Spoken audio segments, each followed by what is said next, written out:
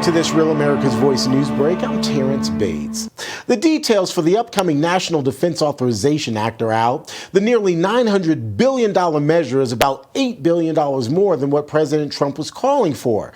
Some of that funding could also go towards production of naval defense and weapons systems. Host of Breaking Point here on Real America's Voice, David Zimmer, is live at the Washington Naval Yard, where the Secretary of the Navy is expected to arrive at any moment now. What's going on there, David? Good morning. Hi, good afternoon, Terrence. Yes, and part of the NDAA is modernizing defense acquisitions and spurring innovation in the defense industrial base here to deliver defense acquisitions with speed and scale. And today we're going to hear from John Phelan, the civilian U.S. Navy Secretary, along with Vice Admiral Seiko Okano, the director of the new Naval Rapid Capabilities Office, which was newly established in, I believe, September. And he was appointed by Navy Secretary Phelan. And this is going to comply with Trump's executive order modernizing defense acquisitions and spurring innovation in the defense industrial base, which wants to overhaul defense acquisitions and to deliver state-of-the-art capabilities with speed and scale. And today's program will start at 1 p.m. here from the Washington Navy Yards. We are right now in the Capitol turnaround, which served as the terminus for the oldest trolley system in Washington, D.C., from Georgetown to the Navy Yards back in 1891. And also, the Washington Navy Yard is very historic on the Anacostia River, which was defending Washington, D.C. during the War of 1812, the largest and oldest federal facility operating here. But this is really important because they're calling on American innovators and investors to work with the government to strengthen maritime deterrence and ensure the Navy and Marine Corps maintain an advantage in all domains going forward in a new era of warfare, delivering systems quicker and better and cheaper. Making sure that the men and women of the Navy, as well as the all other armed forces, are ready for war and ready for war fighting if and when it comes to that. David Zimmer reporting this morning in Washington, D.C. We'll, of course, have more coverage for you throughout the day.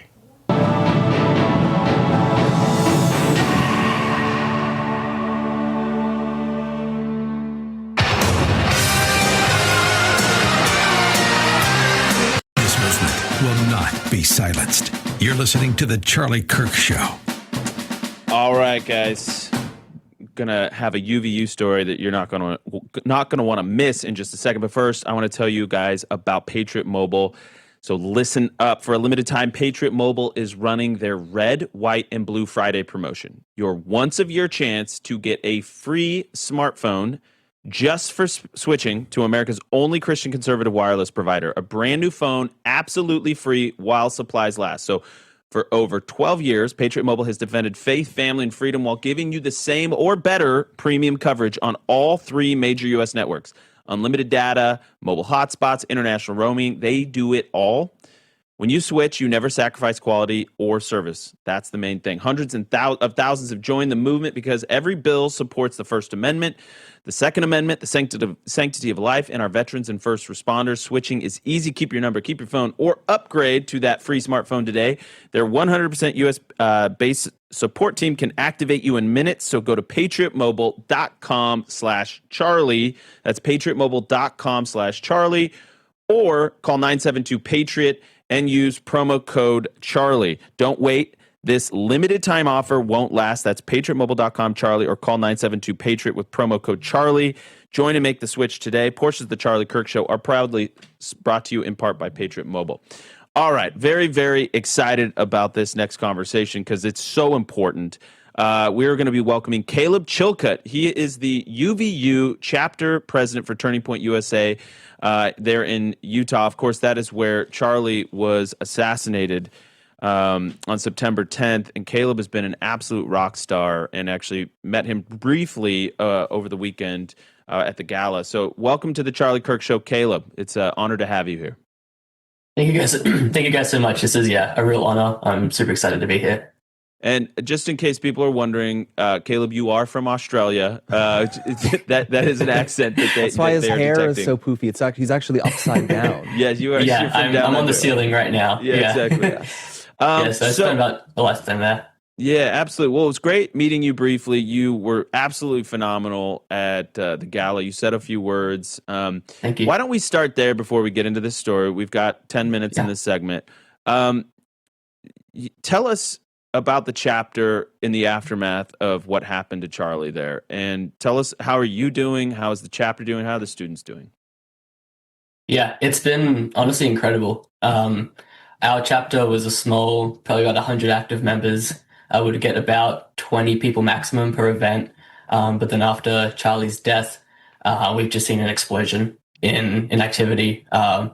The campus website says we now over have 400 members. Wow. Our Instagram has gotten over 5,000 plus followers, and our events average 40 plus people. So we've more than doubled our events.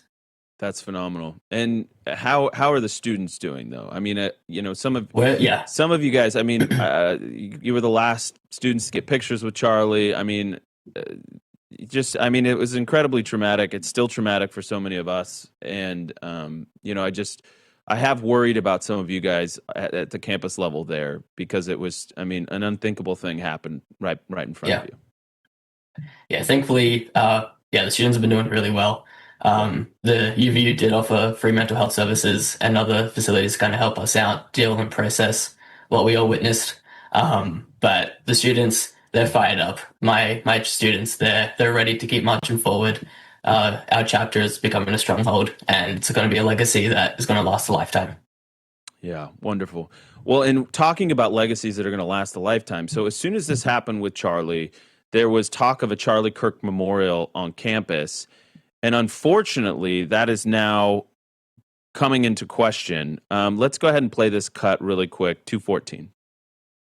When the campus comes together, and that's what I want to memorialize. I want to memorialize campus coming together as one student body in the face of this great tragedy. You want a memorial for unity?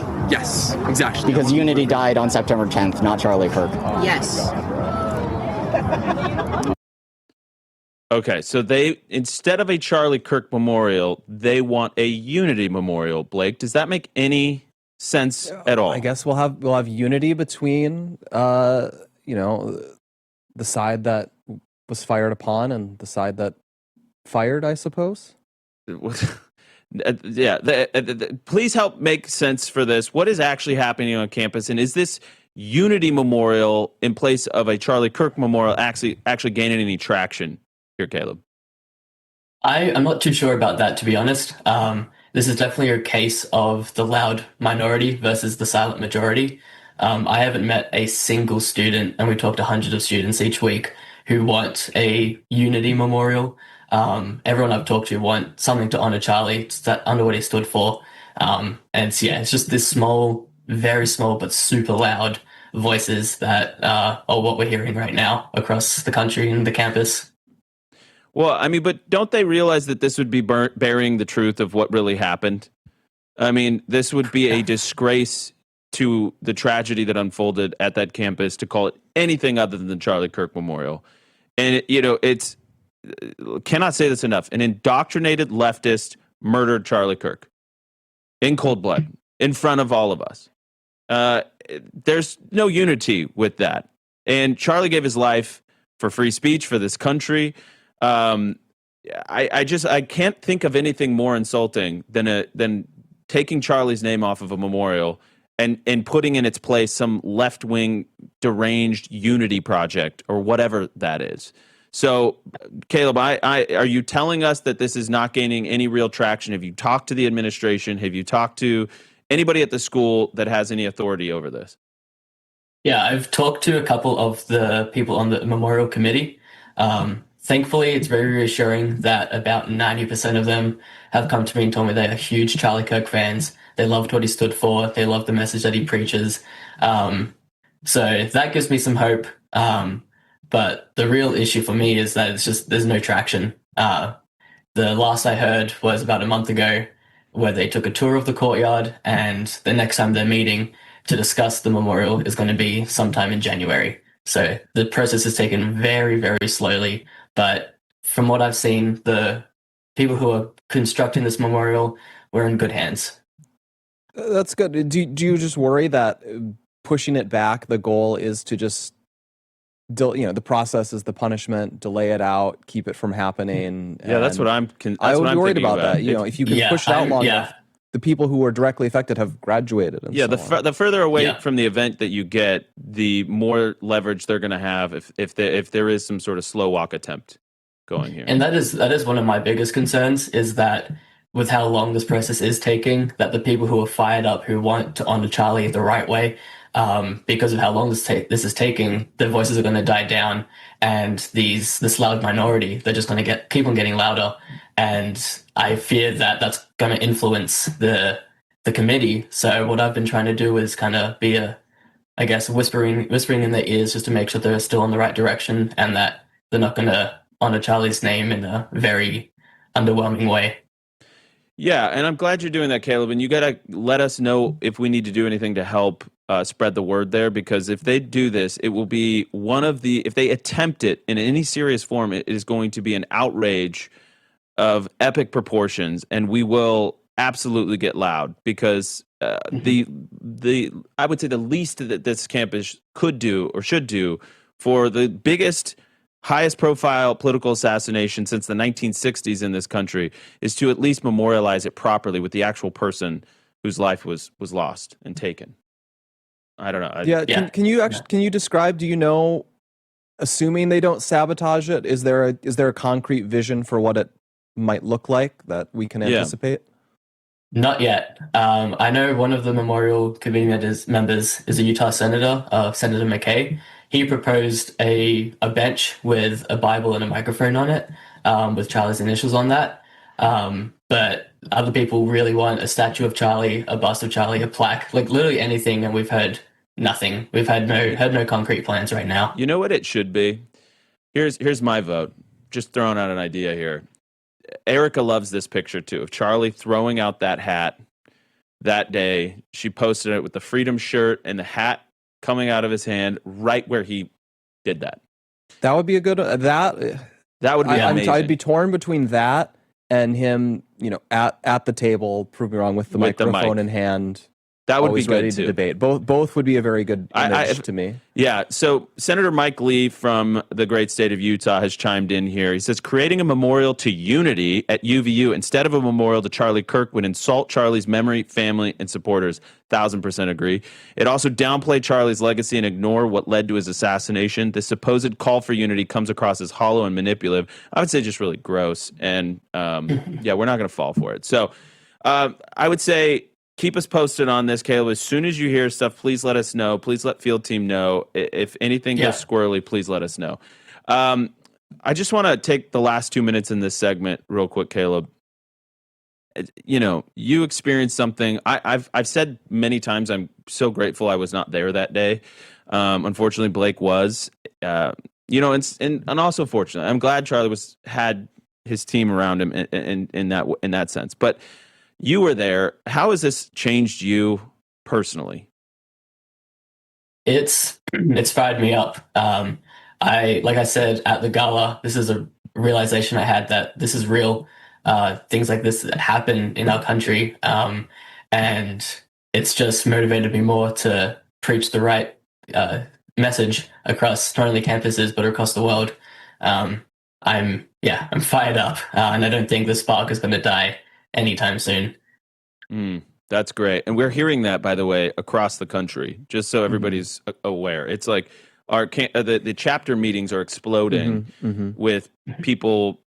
You mentioned that you doubled in size your meeting size. The meetings are swelling and growing. So that's that. I mean, the meetings are growing. The Bible studies are growing. We should definitely expand those, keep those going. We just got an email from Kyrie who says, let the audience know if there's anything they can do to further the process of a UVU memorial. Most straightforward way, if you are a Utah listener, tell your lawmakers this matters to you. You care about it. You want that to happen there and possibly on other campuses. Yeah, and Caleb, if there's a good email, you can get that to us and we can actually tell the audience and put it up on, if there's just sort of a place where people can send in their thoughts and concerns, or their desire for this memorial to happen, please find that for us and we'll blast it out.